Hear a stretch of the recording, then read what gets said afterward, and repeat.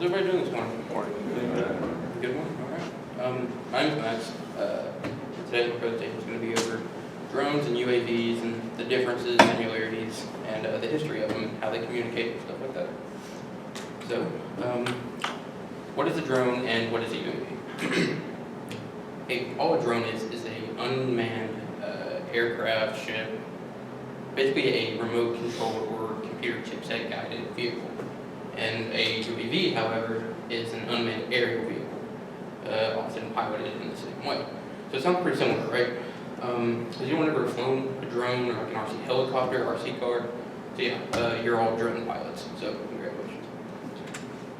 So looking at them, they sound pretty similar, right? So are they the same thing? Yes, but really the only difference between the two is that a UAV, an aerial vehicle, has to be aerial, and a drone does not. It can be a car or some kind of automated ground vehicle. So UAVs versus drones. So all UAVs are drones, but not all drones are UAVs. Can anyone tell me how that is? Because UAVs have to be aerial vehicles? Correct, Stephen. You are very correct. So the two terms are pretty synonymous. They're pretty interchangeable. Speaking to a few members of the military and family members who have been in the military, the term UAV really isn't even used anymore by, I'm going to call them underlings in the military. The term UAV is really only used by the higher ups. So every kind of UAV is still considered a drone. So, like I said, they are both used in military and civilian applications. So I'm going to touch on the history and the military applications of early drones. So the history of them. The first recorded use of a drone dates all the way back to 1849 by the Austrian military. I have a picture right here. It's called a balloon carrier. So these Austrians used this balloon carrier to siege the city of Venice, Italy, by dropping fuse-lit bombs onto it to take control of the city. What they would do is they would run a very large rope all the way up to it, release the latch, and drop the bombs onto it. Now, balloons today, as I'm sure you know, aren't really considered to be drones. Can anyone tell me why? Yeah. Sorry? Exactly. They don't. It's a lack of technology. It's a lack of chipsets. So moving on here to the late 1800s, early 1900s, these things are called radio planes. Radio planes they were used to transmit radio waves from like theater auditoriums or music halls, so people could tune into and listen to what they were there to see.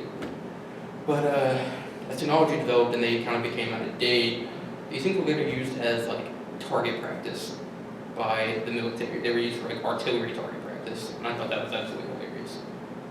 We're going to move on to 1916, a couple years later, to the Rooston Proctor aerial target. This thing was developed for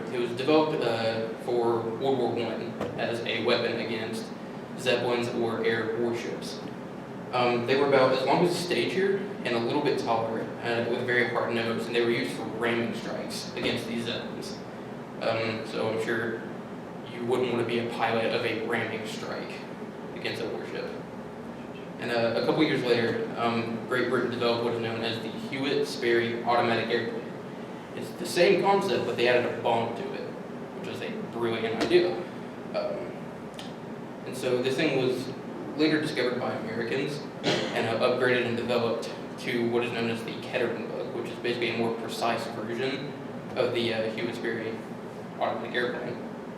And so yeah, it was upgraded in what is known to be the first cruise missile. And a cruise missile is just a automatic guided missile.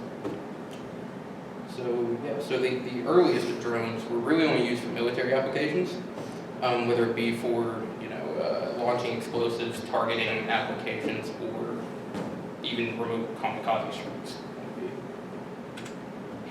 So now moving on to whenever drones were really made available to the civilian market for toys of the sorts in the 1960s. As radio technology saw advancements, there was a large boom in these remote-controlled toys. And they were finally offered to civilian customers at a reasonable price. And developing that through the next 30 to 40 years, the military wanted to advance their applications as well. Now, after the events of 9/11 in 2001, the world saw a large change in how the military used different types of technology. Excuse me. The very first drone-based operation happened a few months later in February 2002. This was the very first drone-based operation to neutralize a target. And that paves the way for drone strikes. I'm sure you've heard that term used around the world. And it was by this very first armed predator cruise missile, basically. So going on to more military applications of drones, reconnaissance drones, which are, like I said, often called UAVs because they're they play a huge part in today's world. I've actually got some first-hand footage of a small recon drone being launched into the air. It's known as the RQ-11 Raven drone. So pull that up real quick.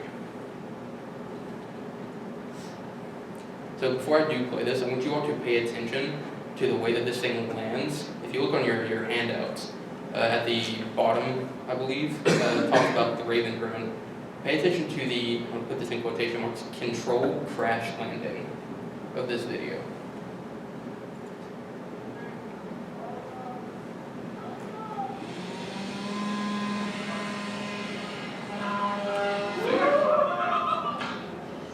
And it breaks. This thing cost $173,000 per unit to make, and they're made to break. That's brilliant to me. So I have a few more videos of how these things were launched. This is another fail.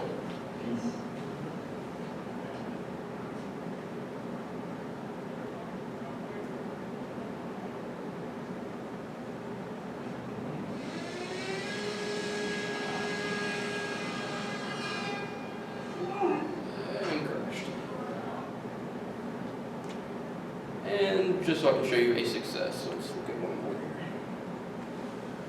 This is actually my brother throwing this.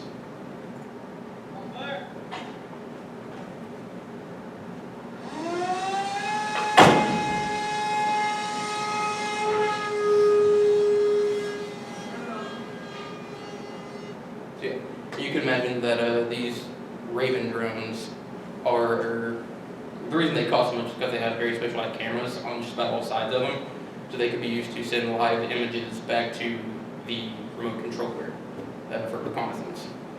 Now moving on to the modern availability of drones. So drones have been in the hands of civilian people for quite a while now. However, the first fully smartphone controlled Wi-Fi drone was only developed in 2010. I found this very weird because I thought it was sooner than that. This is, I have a picture here called the Parrot AR drone, and I'm sure you've all seen drones that are fully controlled using your smartphones. It was only made about 10 years ago. That blew my mind. And so moving into other uses of drones besides military applications, we have photography. So I'm sure you've seen all YouTube videos or film, cinema, using drones to get capture footage of high up, bird's eye chasing, something like that. And it's pretty cool if you ask me. And moving on to package delivery, Amazon, I think 3 years ago, announced that they wanted to move some of their delivery to automation using drones. They said that could be done as soon as, about right now, the end of 2019 to early 2020. So soon, be prepared to see a drone drop off a package at your front step. That's kind of mind-blowing. And another use is the agriculture industry. What this one does is it helps farms and farmers around the world by watering crops, by spraying pesticides, even utilizing imaging software to let farmers draw property lines, let them see what points of their acreage and farmland need to be more fertilized, and that allows for bigger crop yield and more efficient farming. And moving on to transportation, this one scares me. Japanese companies have unveiled plans to have passenger helicopter drones that use GPS technology and don't need human input. The lack of human what terrifies me. Anybody else want to get into a drone that is basically carrying you over traffic? That terrifies me. The newest kind of technology that we have in drones is for search and rescue. This technology allows drones to aid in this by basically what they've done is they've taken drones and add police lights to them. We have taser drones. We have small surveillance or voice projecting drones. Taser drone? Taser drones. You heard that right? Yeah. So a voice projecting drone can help people in a catastrophic area. Imagine you're in a burning building or a crumbling building and you don't know the way out. What these drones can do is people can send them in and basically guide people through a safe exit, basically, and that's amazing to me. And so getting to the use of these things and getting to how they communicate, like I said, most of them still use radio waves, but in the last 10 to 15 years we've seen Wi-Fi come up and even infrared. So the way that these radio-controlled drones work is they have to have your typical transmitter receiver drone frequency, and they have to be tuned to the same frequency. So at a rudimentary level, this is how most drones today still communicate. And I didn't want to touch on that. So any questions from anybody? Any comments, concerns before I conclude? No? Do drones have security protocols for say if somebody was trying to get on the same frequency and control it, does it have to be a specific controller on the same frequency? No, they cannot get on the same frequency. There is a level of encryption and security that doesn't allow that to happen. Anybody else? All right, guys. That was drones and UAVs and the history of them and stuff like that. So yeah, thank you all for listening.